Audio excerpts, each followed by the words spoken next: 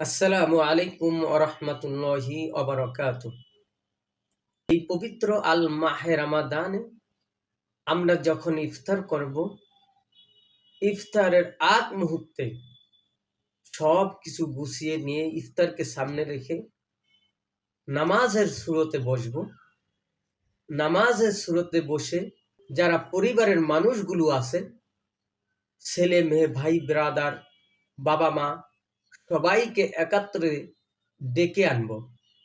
একাত্রে ডেকে এনে একসাথে বসে প্রথমে আমরা সূরাতুল ইতিহা পড়ব, তারপর সূরাতুল ইখলাস পড়ব, কেউ সূরা ইয়াসিন তেলাওয়াত করব, তারপর আল্লাহ রাব্বুল আলামিনের কাছে দোয়া করব। আল্লাহ রাব্বুল আলামিন ইফতারের আগ মুহূর্তে দোয়া কবুল করেন। আল্লাহ রাব্বুল আলামিন বলছেন, বান্দা তোমরা যদি ইফতার সামনে নিয়ে ইফতারের আগ মুহূর্তে যদি আমার কাছে চাইতে পারো, আমি আল্লাহ রাব্বুল আলামিন কবুল করে নিব। আর তুমি যা চাইবা তাই আমি আল্লাহ রাব্বুল আলামিন হাজির করে দিব। আর তোমার চাইতে দেরি হবে, আমি আল্লাহ রাব্বুল আলামিন হাজির করতে দেরি হবে না। ওয়ালাকুম ফিহা মা তাস্তাহি আনফুসুকুম ওয়ালাকুম ফিহা মা তাদদাউন। তোমার মনটা যা চাবে তাই আমি হাজির করে দিব।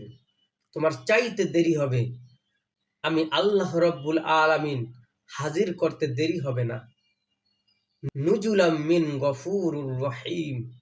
আল্লাহ রাব্বুল আলামিন আমাদেরকে অত্যন্ত ভালোবাসা দিবেন, সুআচরণ করবেন, মুহাব্বত করবেন। দেখেন আল্লাহ রাব্বুল আলামিনের কত ভালোবাসা।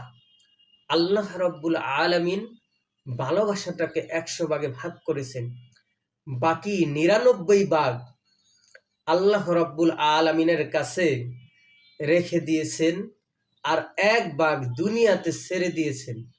তখন এই আল্লাহ রাব্বুল আলামিনের ভালোবাসাটা কতটুকু?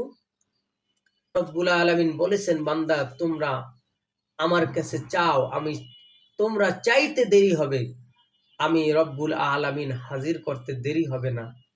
আমরা যদি চাইতে পারি তবে আল্লাহ রব্বুল আলামিন আমাদেরকে হাজির করে দিবে।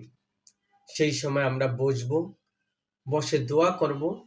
দোয়া করার পরে আমরা কি করব? প্রথমে একেবারে আজান দেওয়ার সাথে সাথে খেজুর দিয়ে ইফতার করব।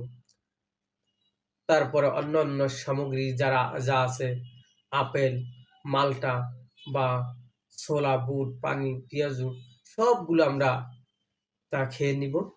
আমরা আগে খেজুর দিয়ে ইফতার করব। খেজুর দিয়ে ইফতার করা সুন্নাহ। কতটুকু কথা বললাম, এই কথাটুকুর উপরে আমাদের সকলকে আমল করা তৌফিক দান করুক। ওয়া আখিরি দাওয়ানা আনিল হামদুলিল্লাহি রাব্বিল আলামিন।